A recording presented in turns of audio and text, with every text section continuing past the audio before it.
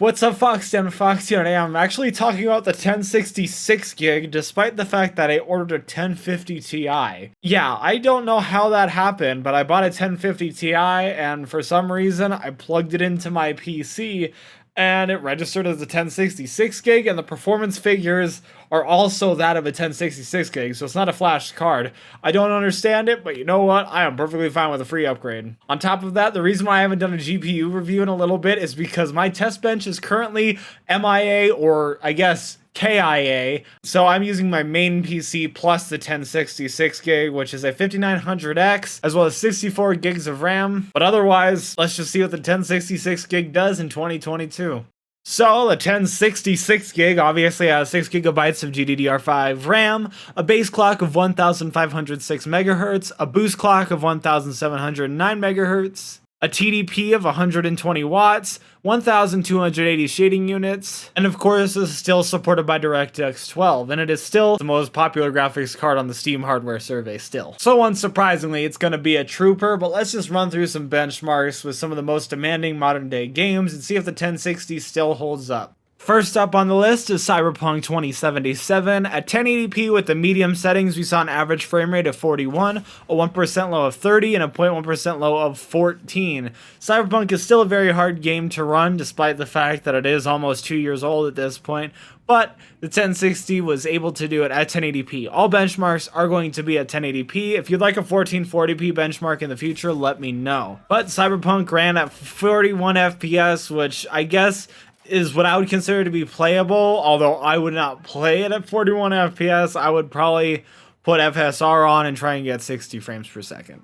Up next is Mafia Definitive Edition. At 1080p with the medium settings, we saw an average frame rate of 48 with a 1% low of 19 and a 0.1% low of 3. So Cyberpunk and Mafia both have pretty low 0.1% lows, but Cyberpunk wasn't as noticeable as Mafia Definitive Edition. There was definitely moments of slowdown and stutter in Mafia Definitive Edition that were apparent and somewhat detracted from the gameplay experience, but at the same time, they also happen typically before transitions of cutscenes and not when you're actually doing something. Halo Infinite up next at 1080p with the low settings ran with an average frame rate of 61, a 1% low of 46, and a 0.1% low of 37. So a good showing throughout. I'm actually very impressed by the fact that Halo Infinite was able to run at 60 FPS on this graphics card, because Halo Infinite is generally unoptimized. But those of you who have 1060s, just know you're also kind of sitting in the same boat as everybody else, where having a 3080 doesn't help a whole lot when it comes to Halo Infinite. This game is just hard to run in general. Up next is Tiny Tina's Wonderlands. At 1080p with the medium settings, we saw an average frame rate of 67, a 1% low of 57, and a 0.1% low of 51. So there was no stutter to speak of whatsoever.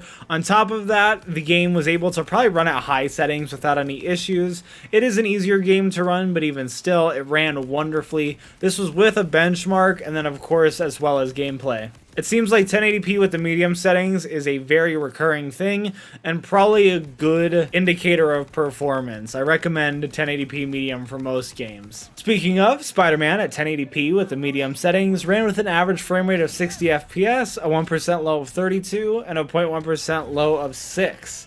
So there were some moments of slowdown, but overall the game ran a lot better than I expected, especially considering we were running it on the medium settings when we're talking about a old graphics card, a 6-year-old graphics card that was never high-end to begin with. Running, yes, a PS4 game, but a better-looking PS4 game, better than the modern-day Steam Deck. I was very impressed by this result. Elden Ring up next at 1080p with the medium settings. We saw an average frame rate of 55, a 1% low of 32, and a 0.1% low of 4. So another decent showing. We're getting close to 60 FPS. You could bring things down to low if you wanted to, but overall, Elden Ring is a demanding game to run, and I have never gotten past the beginning part, so if performance changes over time, I apologize, but this was just at the beginning of the game, and a 55 FPS average was perfectly fine. And last but not least is Stray. Oh, the most adorable game of all time. At 1080p with the high settings, we saw an average frame rate of 90, a 1% low of 68, and a 0.1% low of 48. So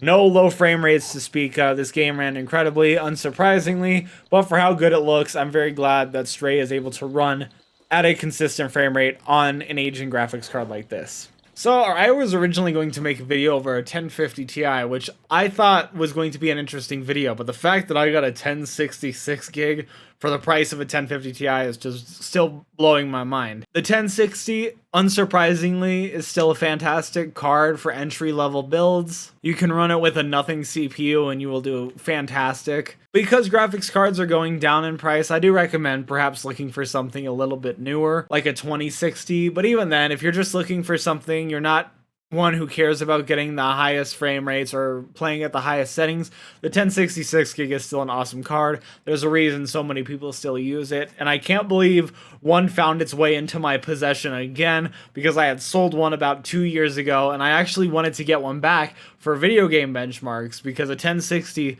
like I said, is still the most popular graphics card, so I want to be able to benchmark it in various different video games, so that way there's an important data point. Otherwise, yeah, 1060, unsurprisingly, still runs amazingly, so if you have a 1060, you're still running strong. If you're looking to build a very entry-level system, the 1060 is still an awesome option. And thank you so much for watching this video. If you liked it, like, subscribe, do what you're usually doing as always. Buy yourself something nice. A 1% low of 41. Oh my god. A 1% low of 45. A 1% low of 46. A 0.1% low of